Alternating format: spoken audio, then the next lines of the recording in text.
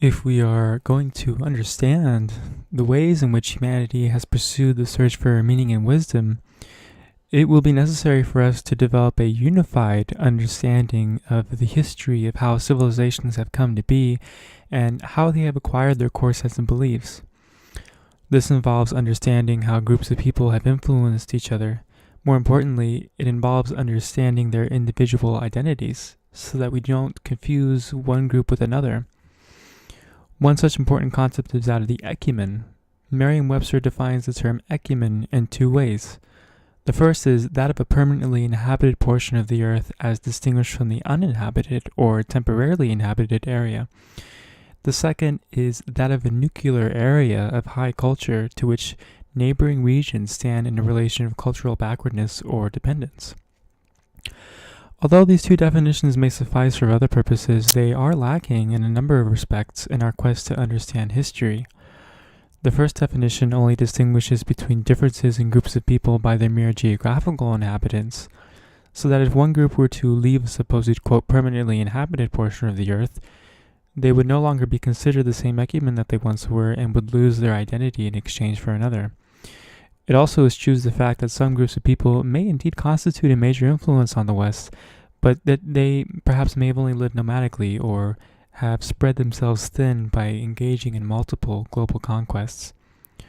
The second definition is closer to what we mean by Ecumene, and in this video, we will also add William H. McNeill's definition from his book, The Rise of the West, A History of the Human Community, where he points out the Greek origins of the term, which is household, and defines Ecumene as follows: a major portion of the human race that at any point in history enjoys a community of important cultural interchanges.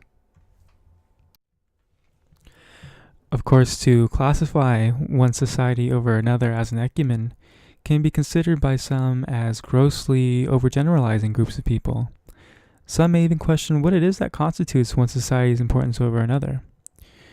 The importance of the ideas of one major portion of humanity can be evaluated in terms of how much of an influence it has had in directing the lives of others. This includes achievements in science, technology, religion, politics, ethics, law, etc. In this video, we will be surveying human history in terms of Ecumens, and we will also be evaluating which groups of peoples have constituted the Western Ecumene over the course of human history. This will also help us to narrow down which sets of ideas and worldviews have had lasting influences on society, so that our task becomes all the more easy when we begin to evaluate the validity and reasonableness of certain worldviews over others. After all, according to Socrates, the unexamined life is not worth living.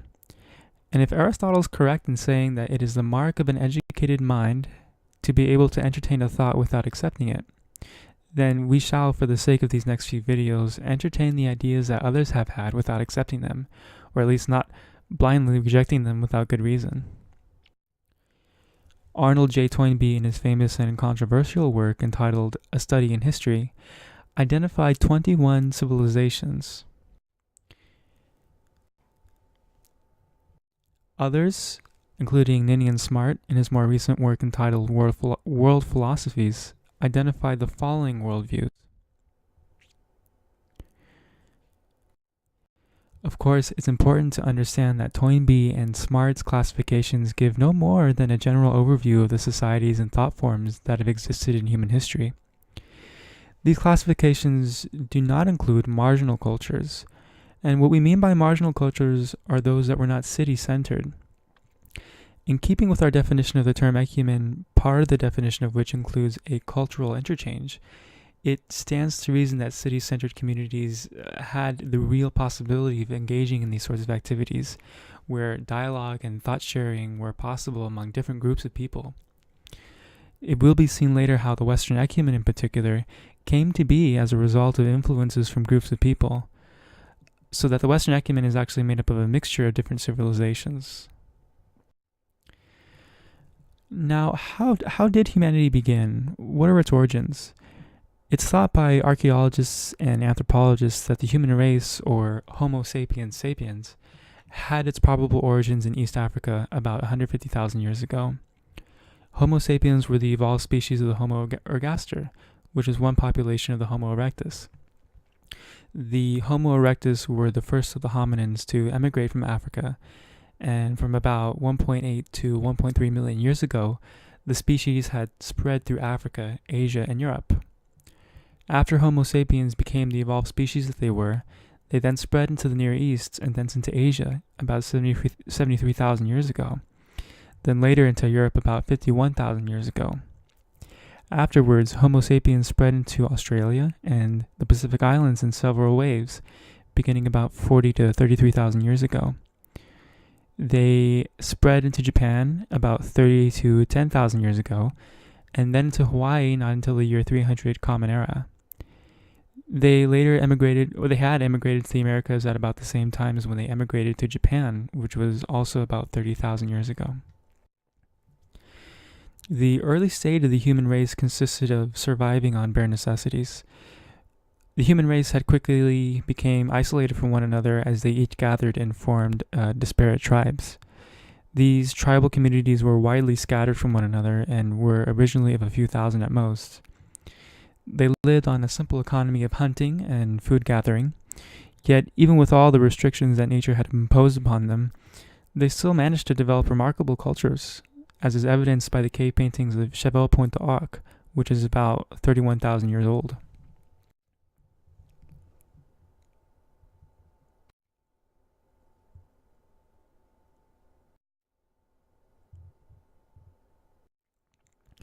And those were just some of the cave paintings. The transition to economies of food production through agriculture and the domestication of animals made possible the rise of villages. It was also the case that due to the relative stability offered by this way of living, the invention of writing was made possible.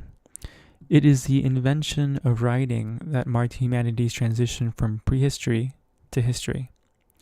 Now, we can look back at the thought of these ancient cultures that we could have only vaguely inferred about from artifacts that they had left behind, thanks to the ability for them to record their history in writing.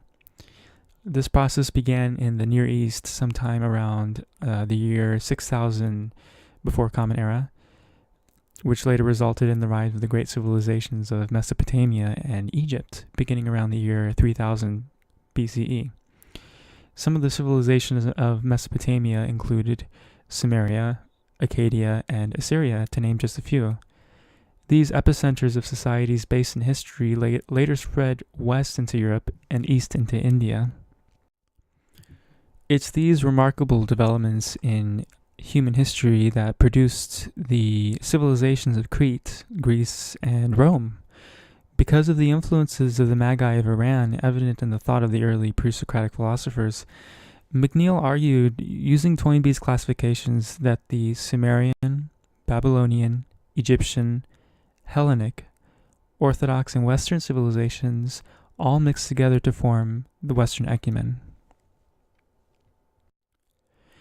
His thesis is further supported by the fact that the achievements of Mesopotamia and Egypt are included in the living memory in the West through monumental remains and in the Holy Bible.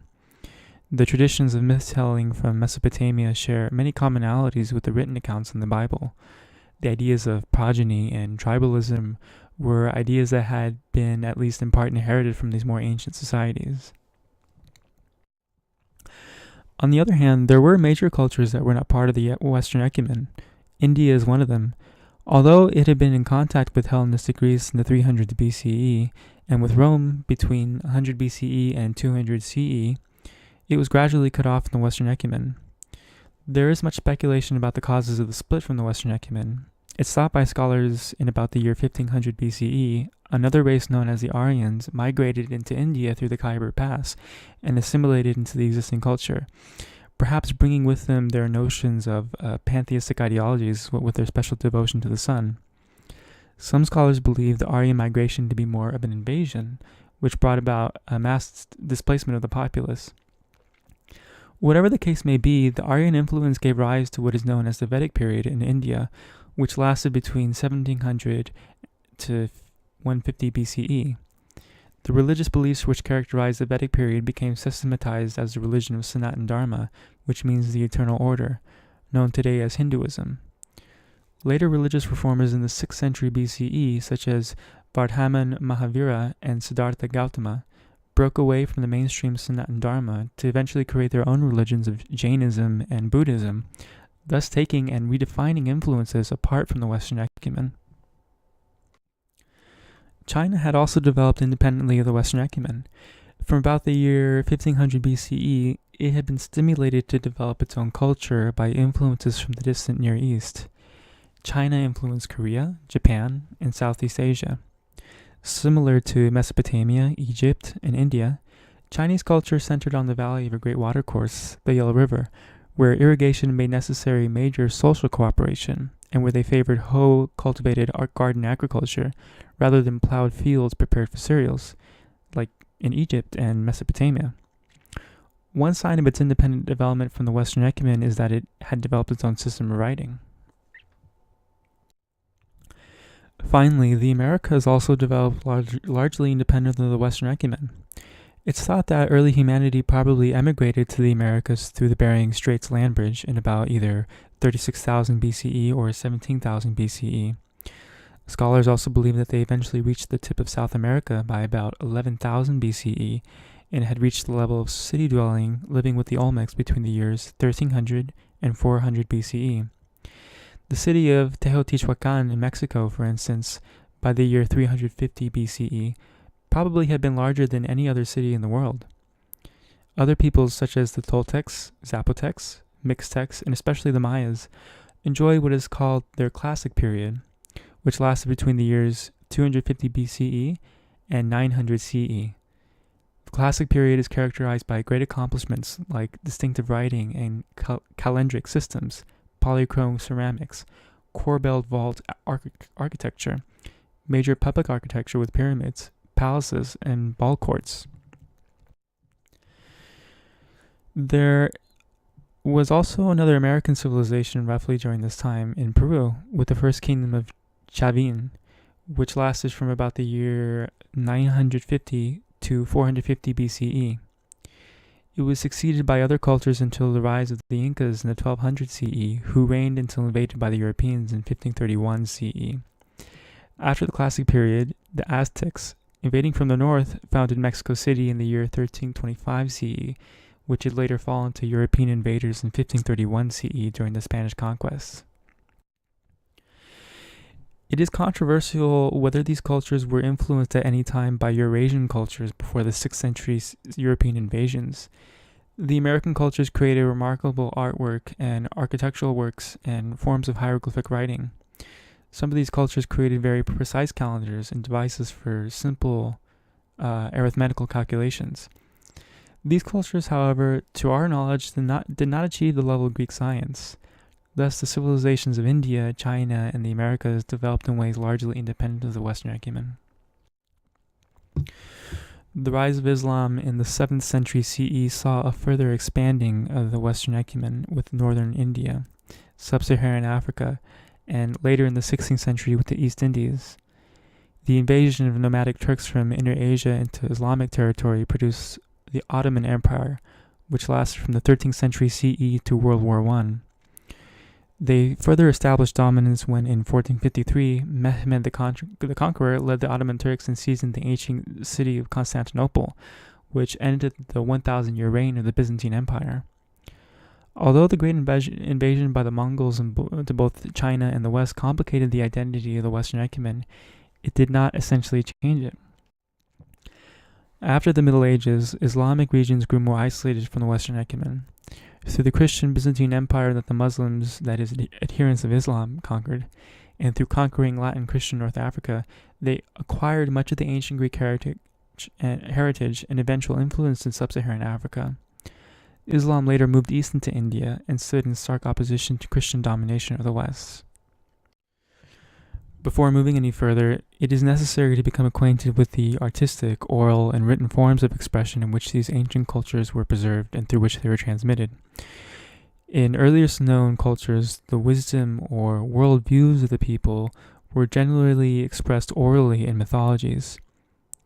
We will then, in later videos, continue to explore later human history and the creation of the global ecumene as an expansion of the Western ecumene, brought about by a rapid development of science and technology.